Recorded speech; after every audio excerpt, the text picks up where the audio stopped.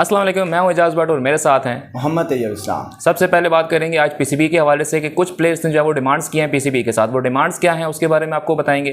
दूसरी न्यूज़ आज की ये है कि जी T10 एक लीग शुरू हुई है यूएसए के अंदर, मास्टर T10। उस लीग के अंदर जो है वो कौन से पाकिस्तानी प्लेयर्स हैं, कौन से इंडियन प्लेयर्स हैं और वो किस तरह से खेल रहे हैं और कितने अरसे के बाद जो है वो एक ही टीम के अंदर आपको नजर आएंगे, इसके ऊपर बात करेंगे। तीसरी खबर आज की ये है कि जी जो सीरीज़ होने जा रही है पाकिस्तान और अफगानिस्तान की श्रीलंका के अंदर, उसके बारे में कुछ न्यूज़ है, उसके बारे में आपको आगाह करेंगे। तो सबसे पहले बात करते हैं पहली खबर के बारे में। वो है जी आपके पास प्लेयर्स ने जो है वो कुछ डिमांड्स की हैं और वो डिमांड्स जो है वो पीसीबी से क्या हैं वो आपके साथ शेयर करते हैं। जी बिल्कुल, उनकी तरफ से जो डिमांड की गई है वो ये है कि हमारे जो एड्स हैं, जो हम एड्स करते हैं, उनकी हमें परसेंटेज दी जाए या जो हमारा राइट बनता है वो हमें दिया जाए। और बिल्कुल उनकी ये एक जायज़ डिमांड है, वो उन्हें होना भी चाहिए। प्लेयर्स को इवन बाकी कंट्रीज़ में इतना ज़्यादा फैसिलिटेट किया जाता है, इस बारे में इतना ज़्यादा उन्हें चीज़ दी जाती है या क्या उन्हें इतने राइट दिए जाते हैं कि उन्हें फिर ज़रूरत नहीं पड़ती इस चीज़ की। अभी आप देखें सेंट्रल कॉन्ट्रैक्ट है वो भी जून से आगे रिन्यू नहीं किया गया और अभी तक ना वो रिन्यू है और ना इसमें जो एड्स हैं इसकी परसेंटेज, एटलीस्ट मेरे ख्याल में से जो मेरी ओपिनियन है वो यह है कि इनकी एक परसेंटेज डिसाइड होनी चाहिए। हालांकि ये अभी सेंट्रल कॉन्ट्रैक्ट पे जो इनकी पेमेंट फिक्स है वो इन्हें मिल रही है। वो जो एड्स तो करते हैं वो उतनी एक स्पेसिफिक परसेंटेज होनी चाहिए कि ये हाँ जी ये प्लेयर्स को मिलेगी, ये पीसीबी को मिलेगी, क्योंकि पीसीबी की भी जाहिर सी बात है अखराजात हैं, सब चीज़ें हैं, उनके लिए भी एक चीज़ ज़रूरी है, लेकिन दोनों तरह से काम चलेगा। एक तरह से ऐसे ही है। देखिए अभी जो दुनिया की क्रिकेट है उसके वो बड़ी एक्सपेंसिव है और अगर हम अपना कंपैरिजन जो है इंडिया के साथ करते हैं तो इंडिया के अंदर आईपीएल जो लीग है वो दुनिया की जो है वो महंगी तरीन एक जो है वो लीग है। और इसके अलावा भी आप देख लें जो प्लेयर्स हमारे जो है वो काउंट्रीज वगैरह खेलने जाते हैं तो वहाँ पे भी उनको एक अच्छी जो है वो अमाउंट मिलती है। तो मेरे ख्याल में पीसीबी को जो है वो इस हवाले से करना चाहिए और प्लेयर्स की डिमांड जो है वो बिल्कुल अपनी जगह बजा है कि उनके साथ जो है वो कुछ ना कुछ आप जो है वो एक शेयर डिसाइड कर लें। तो सिर्फ आपको पता है मंथली सैलरी पे और वो भी इतनी नहीं होती कॉन्ट्रैक्ट के अंदर, किसी की 2 लाख है, 2.5 लाख है, 4 लाख है, तो उसमें भी जो है वो डेफिनेटली एक प्लेयर है ना, देखिए वो एक आम बंदा नहीं है, उसका एक अपना प्रोटोकॉल है, तो प्रोटोकॉल के अंदर जो है वो आपकी चीज़ें जो है वो पूरी नहीं होती। अभी जिस तरह से ये लीग्स पे जा रहे हैं, अभी हम ये भी कहते हैं कि हाँ लीग्स को क्यों प्रेफर कर रहे हैं। अगर ये अपने प्लेयर्स को इतना फैसिलिटेट करेंगे तो वो क्यों प्रेफर करेंगे, वो जाहिर सी बात है फिर वो भी सोचेंगे। तो इसलिए प्लेयर्स की भी इसमें से गलती नहीं है कि हम कहें वो लीग्स को प्रेफर कर रहे हैं, मनी को प्रेफर कर रहे हैं। वो भी जाहिर सी बात है, इन्होंने इतना टाइम लगाया, अपनी गेम बनाई, सब कुछ किया है, तो वो ये भी एक बहुत बड़ा फैक्टर है मनी भी। लेकिन ये अगर ये करेगा उन्हें इतना सहूलत मिलेगी तो फिर वो खुद ब खुद रहेगा। अभी आप शहीन अफरीदी को देख लें कि कितना उन्हें वहाँ पे कोई 20 से 25 करोड़ तक की जो मैनचेस्टर फुटबॉल क्लब है उनकी एक जो फ्रेंचाइज बनाएगी उन्होंने। दुबई के अंदर जो एक लीग शुरू हो रही है उसके अंदर जो है वो शहीन अफरीदी के 20 से 25 करोड़ का जो है वो एग्रीमेंट जो है वो एग्रीमेंट साइन किया गया। तो वो देखें आप वो किस तरह से पे कर रहे हैं, कितना वैल्यू करते हैं ना प्लेयर की गेम को। और देखिए जब आप अपने प्लेयर को अच्छा पे करेंगे ना तो वो बीच में कहीं ना कहीं आपके लिए रेस्ट भी करेगा। अब हमारे प्लेयर्स के रेस्ट ना होने की ये भी एक रीजन है कि यार यहीं से तो हमें कुछ मिल रहा है, ऐसे ये तो हमने लेना है और डेफिनेटली उनका हक भी है, वो एक प्लेयर है। आईपीएल को देख लें, आईपीएल में उनको आईपीएल जो इंडियन प्लेयर्स है उनको लीग्स खेलने के लिए अलाउ ही नहीं किया।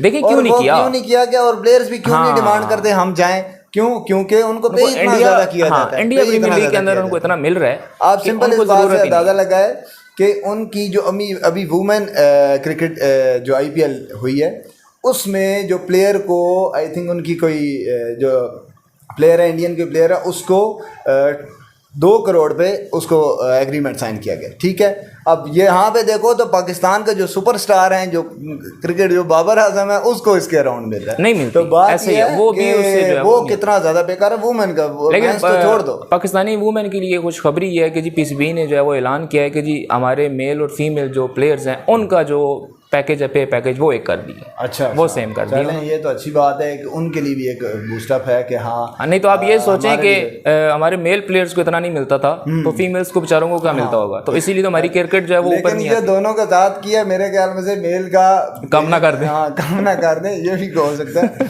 कि वो उनका भला करते करते इनको ही ना वो खींच जाए। लेकिन तो देखते हैं होपफुली आगे कुछ ना कुछ बेहतरी नहीं जी, मेरे होगी ख्याल में या प्लेयर्स की डिमांड जो है वो उम्मीद बिल्कुल ठीक है, और पीसीबी को इसके ऊपर जो है वो ज़रूर एक्शन लेना चाहिए और उनकी जो है वो मुतालबात मानने चाहिए। आप प्लेयर्स को मेंटली जो है वो रेस्ट दें, उनको थोड़ा सा उनको रिलैक्स करें, उनकी बात माने, ताकि वो आपको जो है परफॉर्मेंस मजीद अच्छी जो है वो दे सके। बिल्कुल ऐसे। बाकी दूसरे नंबर पर है जो T10 मास्टर लीग हो रही है, यूएसए में हो रही है। वहाँ पे अभी 2008 के बाद, अभी ऑलमोस्ट 15 ईयर्स के बाद वहाँ पे पाकिस्तान और इंडिया के जो प्लेयर्स हैं वो इकट्ठे हमें एक्शन में नजर वो एक साइड से खेलेंगे जी, और पहली बार ऐसा होगा मेरे ख्याल में किसी पाकिस्तानी की विकेट लेने की खुशी जो है वो इंडियन को भी होगी, और इंडियन के किसी छक्के का जो है वो इधर भी होगा, इधर भी जश्न कोई फायदा होगा, इधर भी मनाया जाएगा। और वहाँ पे इवन है ये हमारे जो सीनियर लोग हैं वो हमारे सारी उनकी लीग है, लेकिन फिर भी एक अच्छी एक एंटरटेनमेंट हो जाएगी, ऑडियंस के लिए हो जाएगी, दोनों साइड की आवाम के लिए हो जाएगी। बिल्कुल ऐसे। तो और देखिए ये स्पोर्ट्समैन स्पिरिट है, इसी के अंदर जो है वो आपके प्लेयर्स जो है वो जब मिलते हैं तो उससे आपका क्राउड भी जो है वो थोड़ा करीब आता है, और आपका जो सियासी जो बुरान चल रहा है उसमें भी शायद थोड़ी सी कमी आ जाए, मे बी होपफुली ऐसा ही हो।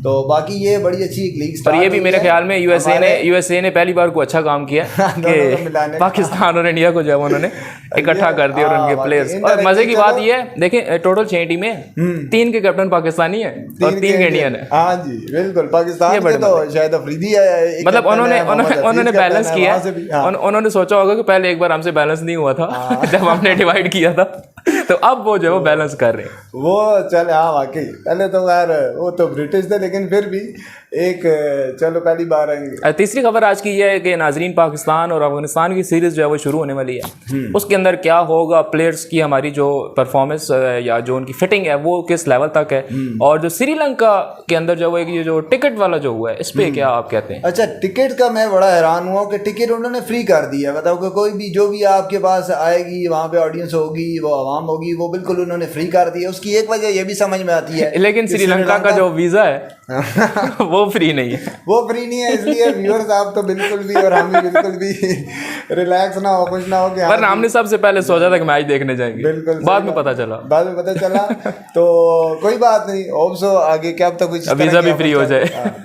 तो लेकिन ये है कि ये खैर ऑन द सीरियस नोट ये उनके लिए बड़ी एक अच्छी, लेकिन इसमें मेरे ख्याल में एक वजह के लिए, पाकिस्तान अफगानिस्तान तीनों के लिए, हाँ मेरे ख्याल में उसकी एक जो मेन वजह थी वो ये थी कि जी क्योंकि वहाँ पे क्राउड नहीं है, ना पाकिस्तानीज हैं ना अफगानिस्तान के लोग हैं, तो शायद इसलिए उनको ये था कि जी बिल्कुल जो हमारा ग्राउंड जो है वो सुनसान हो जाएगा। ऐसा ही है। तो डेफिनेटली देखिए उनको ना टिकट के अलावा भी ग्राउंड से बहुत कुछ प्रॉफिट होता है, तो वो डेफिनेटली उस पर उनका होगा। तो चले ना होने से कुछ होना तो बेहतर है। वैसे भी आपको पता है श्रीलंका के हालात जो है अभी इतने अच्छे नहीं है, बोर्ड के कंट्री के दोनों के हालात जो है वो डाउन है। ठीक है, इवन इसी वजह से ये एशिया कप भी श्रीलंका की भी पूरी ट्राई थी कि जो रिमेनिंग एशिया कप, अभी जिस तरह आप लोगों को भी है आइडिया कि एशिया कप हाफ पाकिस्तान में हो रहा है, हाफ श्रीलंका में हो रहा है। पहला मैच हम नेपाल के खिलाफ जब वो मुल्तान में खेलेंगे, बिल्कुल, और दूसरा हम जाके कैंडी में खेलेंगे जी इंडिया के खिलाफ, श्रीलंका वहाँ पे खेलेंगे। तो वहाँ पे ये वहाँ आने की वजह भी ये श्रीलंका की भी एक बहुत बड़ी डिमांड कह लें या एक डिजायर कह लें कि उनकी डिजायर थी कि हाँ यहाँ पे खेला जाए, ठीक है।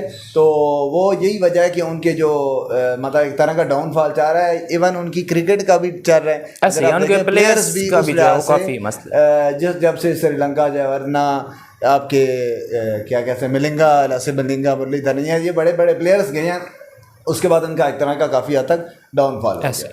तो नहीं मेरे ख्याल में जो है वो थोड़ा सा फ़ायदा होगा श्रीलंका बोर्ड को भी, और पाकिस्तान और अफगानिस्तान की सीरीज़ भी जो है वो बड़ी टक्कर की होती है। आपको मैं ये भी बता दूं, मतलब अफगानिस्तान जो है वो हमें बहुत टफ टाइम देता है, अमेरिका समझता है, टफ टाइम क्रिकेट में हमें वो अमेरिका समझता है, और ये समझता भी है और उधर मानता भी है, और वहाँ के क्राउड भी यही समझता है, क्योंकि वहाँ पे इवन आप जाओगे ऐसा भी क्राउड, आप लास्ट अगर आपको याद हो कई ऐसे रिव्यूज़ लिए थे, न्यूज़ जो एंकर हैं उन्होंने रिव्यूज़ दिए वहाँ पे जो ऑडियंस है, तो वो ये कहते हैं कि अफगानिस्तान वाले इवन कह रहे हैं, पाकिस्तान इंडिया के मैच में कहते हैं कि पाकिस्तान इंडिया जीत जाए, ऐसे ही पाकिस्तान बस ना जीते, चाहे इंडिया से मैच हो चाहे हमारे से मैच हो, लेकिन पाकिस्तान ना जीते। अच्छा, टीम में आपको क्या नज़र आ रहा है कि जी अभी तक जो खबरें हैं कि जी 80% जो है वो नसीम शाह जो है फिट हैं जी, हाँ, ये और क्या उनको रेस्ट दिया जाना चाहिए या उनको अफगानिस्तान के खिलाफ यूटिलाइज कर लें?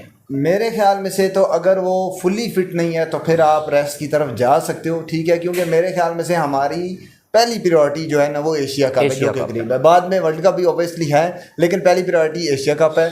ये सीरीज भी हर सीरीज इंपॉर्टेंट होती है, लेकिन as compare to Asia cup, लेकिन ये सीरीज फिर बात वही है ना, हमें नंबर 1 पोजीशन भी देगी, ला सकती है, बिल्कुल ला सकती है, लेकिन नंबर 1 पोजीशन से ज़्यादा इंपॉर्टेंट है नसीम का एशिया कप खेलना। ठीक है, हमारा एशिया कप जीतना मेरे ख्याल में से वो हमारे लिए ज़्यादा इंपॉर्टेंट है। तो अगर ये फुली फिट नहीं है तो हम तीसरे किसी और बॉलर के साथ जा सकते हैं, जो भी हमारे पास जूनियर के साथ जा सकते हैं। ठीक है, चाहे जाहिर सी बात है उसकी एग्जैक्ट रिप्लेसमेंट तो बिल्कुल भी नहीं है, लेकिन फिर भी हम उसको एडजस्ट करने के लिए कि नसीम को रेस्ट देने के लिए हम उसको लेके जा सकते हैं। बाकी ज़्यादातर चांस ही है, प्लेइंग 11 भी हमारी ऑलमोस्ट जो वैसी चॉइस है वही है, इतना ज़्यादा कोई वो नहीं है कि बहुत ही डिफरेंट प्लेइंग 11 मेरे ख्याल में तो जो है वो तकरीबन फिक्स ही है, मतलब सबको पता है कि कौन होगा। और एक जो इशू है वो थोड़ा सा मेरे ख्याल में सऊद शकील का हो सकता है कि सऊद शकील को शायद ना 1-2 मैच खिलाए जाएं, क्योंकि उनकी जगह डेफिनेटली थोड़ी सी जो है वो मुश्किल से बनेगी। अभी उसने परफॉर्म तो किया है, उसी की बेस पे उसको लेके भी गए ऐसे, तो चांस दे सकते हैं। तो देखिए ओपनिंग पेयर तो हमारा पक्का है, फ़खर और इमाम का। पीछे आप बाबर आजम कर लें, मोहम्मद रिजवान कर लें, इफ्तिखार अहमद कर लें, पीछे सलमान अली आगा हैं, शादाब है, इन दोनों में से चांस है मे बी एक को खिलाया जाए। नहीं, अगर मैं उसको निकाल के भी देखूँ ना तो भी मतलब मसला हो जाएगा काफ़ी सारा कि सऊद शकील शायद ना हो, कम चांस है उसके, वरना सलमान अली आगा के साथ रिप्लेसमेंट उनकी बन सकती है। तो लेकिन अभी तक जो चांस लग रहे हैं, लेकिन जो चांस अभी तक लग रहे हैं वो शायद जो है वो सलमान अली आगा को चांस दिया हो सकते हैं, पॉसिबल हो सकता है, क्योंकि वो बॉलिंग भी देते हैं ना, बॉलिंग एज भी देते हैं, 4-5 ओवर भी निकाल जाते हैं, ये एक उन्हें एज है, तो उन्हें भेजा। बहरहाल नाज़रीन, ये थी आज तक की न्यूज़ और बहुत जल्द मिलेंगे इंशाल्लाह अगली न्यूज़ के साथ, तब तक के लिए अल्लाह हाफिज़।